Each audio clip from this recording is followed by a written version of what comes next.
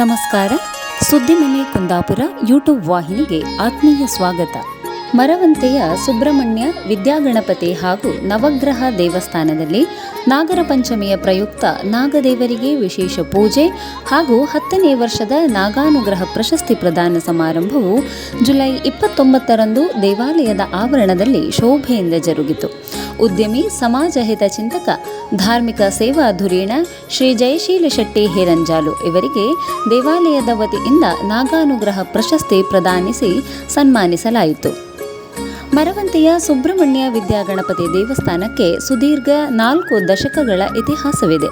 ದೇವಾಲಯದ ಪ್ರಸಕ್ತ ಮೊಕ್ತೇಸರರಾದ ಶ್ರೀಯುತ ತಿಮ್ಮದೇವಾಡಿಗರ ಕನಸಿನ ಕೂಸು ಈ ಸುಬ್ರಹ್ಮಣ್ಯ ದೇವಾಲಯ. ಸುಮಾರು 30 ವರ್ಷಗಳ ಹಿಂದೆ ಕೇವಲ ಒಂದು ನಾಗವನವಾಗಿದ್ದ ಈ ಸ್ಥಳವನ್ನು ಸುಬ್ರಹ್ಮಣ್ಯನ ಮೂರ್ತಿ ಪ್ರತಿಷ್ಠಾಪಿಸಿ ವಿದ್ಯಾಗಣಪತಿಯನ್ನು ವಿರಾಜಮಾನನನ್ನಾಗಿಸಿ ಮರವಂತೆಯ ಧಾರ್ಮಿಕ ಸ್ಥಳಗಳಲ್ಲಿ ಒಂದಾಗಿಸಿದ ಶ್ರೇಯಸ್ಸು ತಿಮ್ಮದೇವಾಡಿಗರಿಗೆ ಸಲ್ಲುತ್ತದೆ. ಹಠಾತ್ ಆರೋಗ್ಯ ಸಮಸ್ಯೆಯಿಂದ ತೀವ್ರವಾಗಿ ಕಾಲು ನೋವಿಗೆ ಒಳಪಟ್ಟು ನಡೆಯಲಾಗದಂತಹ ಪರಿಸ್ಥಿತಿಗೆ ತಲುಪಿದ್ದ ತಿಮ್ಮದೇವಾಡಿಗರು ಇದೇ ನಾಗದೇವರ ಮೊರೆ ಹೋಗಿದ್ದರಂತೆ. ಭಕ್ತಿಗೆ ಒಲಿಯದ ದೇವನಿರುವನೇ ಎಂಬ ಮಾತಿನಂತೆ ಕಾಲಾಂತರದಲ್ಲಿ ತಿಮ್ಮದೇವಾಡಿಗರು ಕಾಲುಗಳ ಸ್ವಾಧೀನತೆ ಪಡೆದುಕೊಂಡು ದುಡಿಮೆಯಲ್ಲಿಯೂ ನಿರೀಕ್ಷೆಗಿಂತ ಹೆಚ್ಚು ಯಶಸ್ಸು ಕಂಡು ಇಂದು ಸಮಾಜದಲ್ಲಿ ಓರ್ವ ಧುರೀಣನಾಗಿ ನಿಲ್ಲಲು ಶ್ರೀ ಸುಬ್ರಹ್ಮಣ್ಯ ಸ್ವಾಮಿಯ ಅನುಗ್ರಹವೇ ಕಾರಣ ಎಂಬುದು ಅವರ ಮನದಾಳದ ಮಾತು. ಈ ದಿಶೆಯಿಂದಲೇ ಶ್ರೇಯುತರು ಕಳೆದ 10 ವರ್ಷಗಳಿಂದ ಯಾವ ಫಲಾಪೇಕ್ಷೆಯೂ ಇಲ್ಲದೆ ಜಾತಿ ಮತಗಳ ಎಲ್ಲೆಯನ್ನು ಮೀರಿ ನಾಗಾನುಗ್ರಹ ಎಂಬ ವಿಶೇಷ ಪ್ರಶಸ್ತಿಯೊಂದನ್ನು ಹುಟ್ಟುಹಾಕಿ ಅರ್ಹರಿಗೆ ಅದನ್ನು ನೀಡುತ್ತಾ ಬಂದಿದ್ದಾರೆ. ನಾಗರ ಪಂಚಮಿಯ ದಿನವೇ ಈ ಅಪರೂಪದ ಪ್ರಶಸ್ತಿಯನ್ನು ನೀಡುವ ಇವರ ನಿಲುವಿಗೊಂದು ನಮ್ಮ ನಮನ. ಈ ಬಾರಿಯ ನಾಗಾನುಗ್ರಹ ಪ್ರಶಸ್ತಿಗೆ ಭಾಜನರಾದವರು ಧಾರ್ಮಿಕ ಸೇವಾ ಧುರೀಣ ಜೆಎನ್ಎಸ್ ಗ್ರೂಪ್ನ ಮುಖ್ಯಸ್ಥ ಹೇರಂಜಾಲಿನ ಶ್ರೀಯುತ ಜಯಶೀಲ ಶೆಟ್ಟಿಯವರು. ಬೈಂದೂರು ತಾಲೂಕಿನ ಹೇರಂಜಾಲು ಗ್ರಾಮ ಇವರ ಹುಟ್ಟೂರು.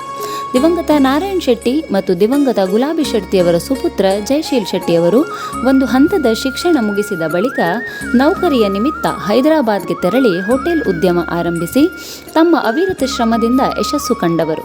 ನಂತರದಲ್ಲಿ ಘಟಪ್ರಭಾದಲ್ಲಿಯೂ ತಮ್ಮ ಉದ್ಯಮವನ್ನು ವಿಸ್ತರಿಸಿ ಅಲ್ಲಿಯೂ ಸಾಫಲ್ಯಗೊಂಡವರು. ತಮ್ಮ ಸಂಪಾದನೆಯ ಹೆಚ್ಚಿನ ಪಾಲನ್ನು ಸಮಾಜಕ್ಕೆಂದು ಮೀಸಲಿಟ್ಟು ಬಡವರ ಪಾಲಿಗೆ ಬೆಳಕಾದವರು. ಶಿಕ್ಷಣ ಪ್ರೇಮಿಯಾಗಿರುವ ಶ್ರೀಯುತರು ಸರಕಾರಿ ಶಾಲೆಗಳಲ್ಲಿನ ಸೌಲಭ್ಯಗಳ ಕೊರತೆ ಮನಗಂಡು ಸುಮಾರು 25 ಬಸ್ಗಳನ್ನು ಶಾಲೆಗಳಿಗೆ ದಾನ ನೀಡಿ ಉದಾರತೆ ಮೆರೆದವರು. ದೇವಾಲಯಗಳ ಜೀರ್ಣೋದ್ಧಾರಕ್ಕೆ, ಧಾರ್ಮಿಕ ಸೇವೆಗಳಿಗೆ ತಮ್ಮ ಬಹುಪಾಲು ದೇಣಿಗೆ ನೀಡಿರುವ ಜಯಶೀಲ ಶೆಟ್ಟಿಯವರು ಸಮಾಜದಲ್ಲಿ ಧ್ರುವತಾರೆ ಎಂದೇ ಗುರುತಿಸಿಕೊಂಡವರು. ಕೇವಲ ತಮ್ಮ ಸಮುದಾಯ ಮಾತ್ರವಲ್ಲದೆ ಜಾತಿ ಮತಗಳ ಎಲ್ಲೆ ಮೀರಿ ಸಹಾಯ ಹಸ್ತ ನೀಡಿದ ಜಯಶೀಲ ಶೆಟ್ಟಿಯವರಿಗೆ ಈ ಪ್ರಶಸ್ತಿ ಸಂದಿರುವುದು ಅತೀವ ಸಂತಸದ ಸಂಗತಿ.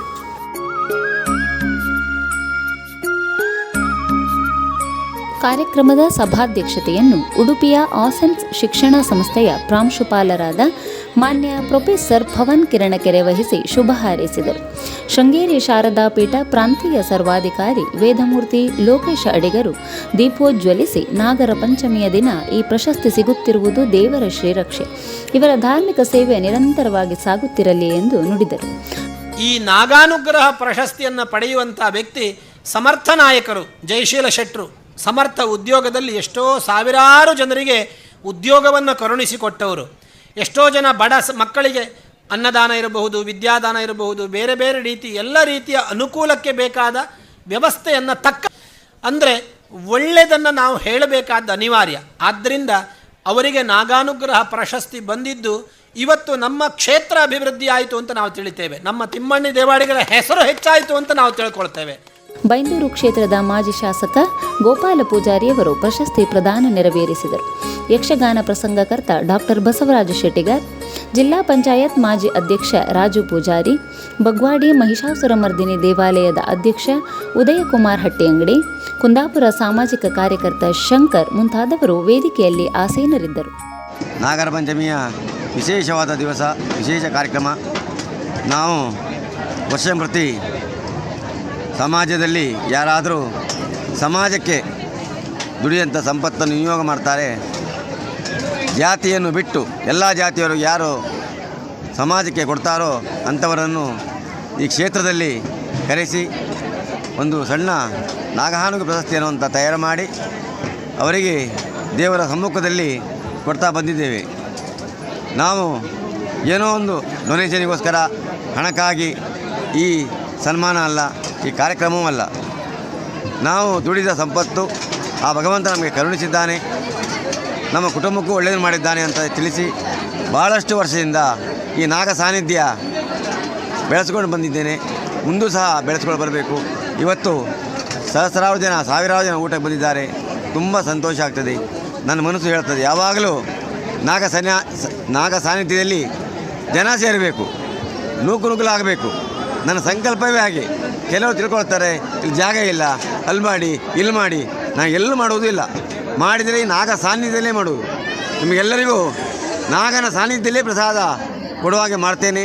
ಅದನ್ನು ನೀವು ಭಕ್ತಿಯಿಂದ ಏನು ಗಲಾಟೆ ಗೌಜು ಮಾಡದೆ ಆ ಪ್ರಸಾದ ಸ್ವೀಕಾರ ಮಾಡಿಕೊಂಡು ಹೋಗಿ ನಿಮ್ಮ ಸಂಸಾರ, ನಿಮ್ಮ ಕುಟುಂಬ, ನಿಮ್ಮ ಮಕ್ಕಳಿಗೂ ಆ ನಾಗದೇವತೆ ವಿದ್ಯಾ, ಬುದ್ಧಿ, ಆರೋಗ್ಯ, ಸಂಪತ್ತು ಕರುಣಿಸಲಿ ಅಂತ ನಾನು ದೇವರಲ್ಲಿ ಪ್ರಾರ್ಥಿಸುತ್ತೇನೆ. ಹಾಗೂ ಈ ವರ್ಷ ಪ್ರಶಸ್ತಿ ತೆಗೆದುಕೊಂಡವರು ಜಯಶೀಲ್ ಶೆಟ್ಟಿ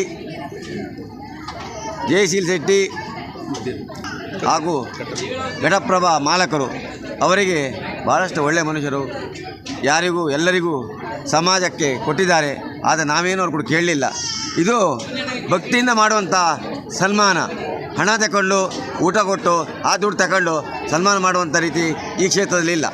ಯಾರು ಕೊಟ್ಟರು ನಾವು ತಗೊಳ್ತೇವೆ ಪ್ರೀತಿಯಿಂದ. ಅನ್ನದಾನ ಬೇಕಾದ್ರೆ ಕೊಡಿ, ಯಾವುದು ಬೇಕಾದರೂ ಕೊಡಿ, ಅದು ನಾವು ಉಪಯೋಗ ಮಾಡ್ತೇವೆ, ದುರುಪಯೋಗ ಮಾಡೋದಿಲ್ಲ. ಅದೇ ರೀತಿ ಈ ಕಾರ್ಯಕ್ರಮ ಮುಂದುವರಿತದೆ. ನಿಮ್ಮೆಲ್ಲರ ಆಶೀರ್ವಾದ ನಮಗೆ ಬೇಕು, ಭಕ್ತರ ಆಶೀರ್ವಾದ. ಭಕ್ತರು ಬಂದರಷ್ಟೇ ದೇವಸ್ಥಾನ. ನೀವು ಯಾವ ರೀತಿಯಲ್ಲಿ ಬಂದರೂ ದೇವರಿಗೆ ಹಣ ಹಾಕಬೇಕಾದೇನಿಲ್ಲ, ಬಂದು ಪ್ರಸಾದ ಊಟ ಮಾಡಿ ಹೋಗಿ ಅಂತ ಯಾವಾಗಲೂ ನನ್ನ ಅನಿಸಿಕೆ. ಆದರೆ ನಮ್ಮ ಪೂಜೆ ಮಾಡೋ ಅರ್ಚಕರಿಗೆ ಏನಾದರೂ ಸಿಗಲಿ, ನಮ್ಮ ಸಿಗದಿದ್ರೂ ಏನು ತೊಂದರೆ ಇಲ್ಲ. ಯಾವಾಗಲೂ ನಾವು ಹೇಳ್ತೀವಿ ಅದೇ ಮಾತು. ಇನ್ನು ಮುಂದೆ ಯಶಸ್ವಿಯಾಗಿ ಕಾರ್ಯಕ್ರಮ ನಡೆಸಿಕೊಂಡು ಬರುವಂಥ ಶಕ್ತಿ ನೀವೆಲ್ಲ ನಮಗೆ ಆಶೀರ್ವಾದ ಮಾಡಬೇಕು. ಯಾಕಂದರೆ ದೇವರು ಏನು ಬಂದು ಹೇಳುವುದಿಲ್ಲ, ಮಾನವನೇ ದೇವರಾಗಿ ಬಂದು ಒಳ್ಳೆಯ ಕೆಲಸ ಮಾಡಿದ್ದಾರೆ, ತಿಮ್ಮಣ್ಣ ಒಳ್ಳೆಯದಾಗಲಿ ಅಂತ ಹೇಳಿದರೆ ಅದೇ ನನ್ನ ಆಶೀರ್ವಾದ ಅಂತ ತಿಳ್ಕೊಂಡು ಇಲ್ಲಿಗೆ ನನ್ನ ಮಾತನ್ನು ಮುಗಿಸುತ್ತೇನೆ.